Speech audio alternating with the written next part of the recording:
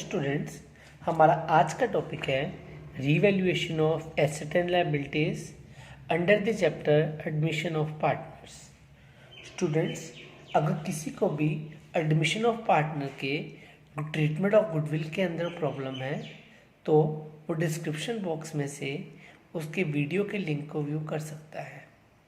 आज की क्लास के अंदर हम revaluation of asset and liabilities क्यों करनी पड़ती हैं ये सीखेंगे। Revaluation of asset and liabilities में कौन कौन सी जर्नल एंट्रीज पास होती हैं ये देखेंगे और साथ में ही रीवैल्यूएशन अकाउंट को बनाना सीख लेंगे। इसलिए सारे पॉइंट को अच्छे से समझने के लिए आप वीडियो को लास्ट तक ज़रूर देखिएगा। सबसे पहले हम ये जानेंगे why there is a need of revaluation of asset and liabilities. Student, जब भी कभी नया पार्टनर एडमिट होता है पार्टनरशिप के अंदर, जब भी कभी नया पार्टनर एडमिट होता है पार्टनरशिप के अंदर, तो हमें एसेट और लायबिलिटीज को करंट वैल्यू पे लेके आना होता है।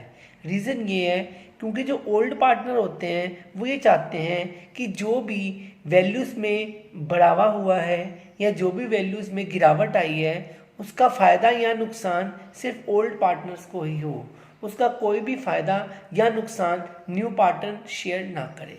That's why they do the revaluation of asset and liabilities at the time of admission of new partner। और जो भी revaluation of asset and liability से फ़ायदा या नुकसान होगा उसका शेयर सिर्फ और सिर्फ ओल्ड पार्टनर आपस में बांटेंगे, उसके ऊपर न्यू पार्टनर को कुछ भी मिलने वाला नहीं है। एक बार ये लाइन सारी पढ़ लेते हैं। At the time of admission of new partner asset and liabilities brought up to their current value so that new partner is not put to an advantage or disadvantage due to change in values। Okay, कि उसे values की change का कोई भी फायदा या नुकसान नहीं शेयर करवाना, इसलिए रिवैल्यूएशन की जाती है। और इसी पर्पस के साथ एक अकाउंट बनाया जाता है, उस अकाउंट का नाम होता है student revaluation account. Student, revaluation account बनाने के लिए दो तरह की सिचुएशंस यूज की जाती हैं। हमने आज की क्लास में सिचुएशन फर्स्ट को कवर करना है। हमारी सिचुएशन फर्स्ट है when asset and liabilities appeared at revalued figures, कि जब भी रिवैल्यूएशन खत्म हो जाएगी तो रिवैल्यूएशन खत्म होने के बाद जो एसेट लायबिलिटीज है आप उनको वो चेंज्ड वैल्यू के ऊपर बैलेंस शीट के अंदर शो की जाएंगी। आइए अब आगे देख लेते हैं हम इसके अंदर कौन कौन सी जनरल एंट्रीज पास करते हैं। 6 जनरल एंट्रीज इसके अंदर पास की जाती हैं। सबसे पहली एंट्री, वैल्यूएशन करने के बाद एसेट की वैल्यू इंक्रीज कर गई। वैल्यूएशन करने के बाद एसेट की वैल्यू इंक्रीज कर गई तो एसेट रियल अकाउंट होता है, इसलिए students asset account debit, asset बढ़ गया है और क्रेडिट कर दिया रिवैल्यूएशन अकाउंट में, because revaluation account is a nominal account. जो भी फायदा होने वाला है वैल्यू बढ़ने का वो रिवैल्यूएशन अकाउंट को क्रेडिट हो जाएगा। Entry passed is asset account debit to revaluation account.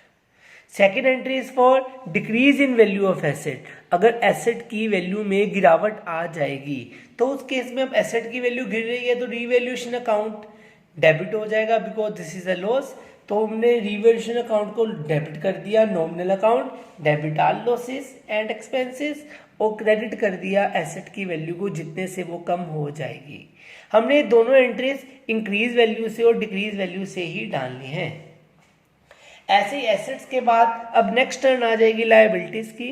Liabilities की वैल्यू इंक्रीज हो जाएगी, तो जब लायबिलिटीज की वैल्यू इंक्रीज करेगी तो लायबिलिटीज का बैलेंस क्रेडिट होता है, बढ़ने पे वो क्रेडिट हो जाएंगे, और नुकसान है इसलिए रिवैल्यूएशन अकाउंट डेबिट हो जाएगा। एंट्री होगी students revaluation account debit to liabilities account. इसमें फोर्थ एंट्री आती है वो decrease in the amount of liabilities. Liabilities की वैल्यू में गिरावट आना, अगर गिरावट आ गया है तो हमें ये फायदा है, इसलिए रिवैल्यूएशन अकाउंट क्रेडिट हो जाएगा। एंट्री आएगी students liabilities account debit to revaluation account. ये थी पहली 4 एंट्रीज। आगे हम अगली 2 एंट्रीज भी सीखते हैं।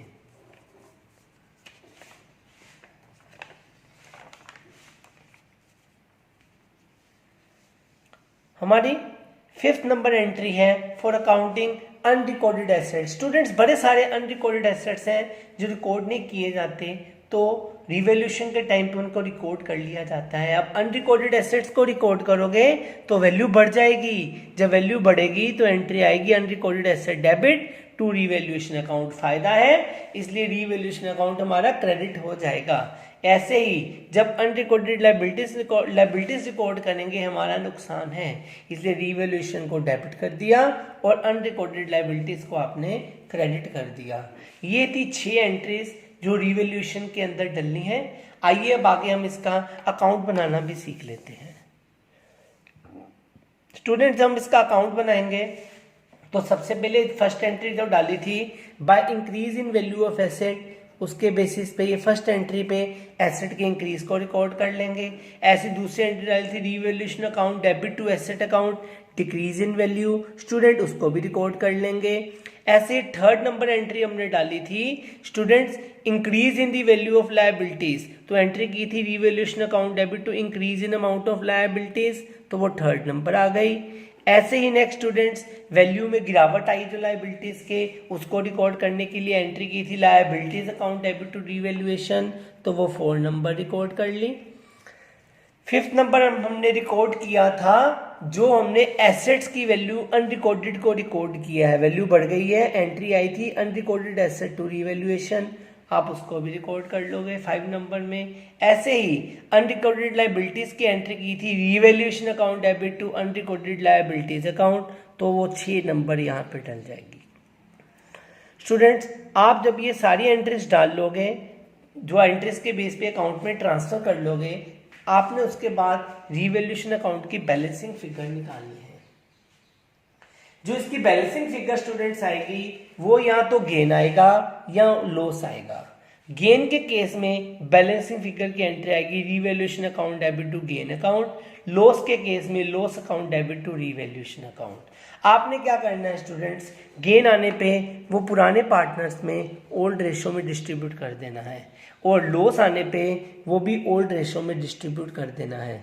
Student, this is all about situation first of revaluation account, जब आपने बैलेंस शीट के अंदर रीवैल्यूड फिगर्स को ही शो करना है। होप आप सबको ये टॉपिक समझ आ गया होगा। Thank you.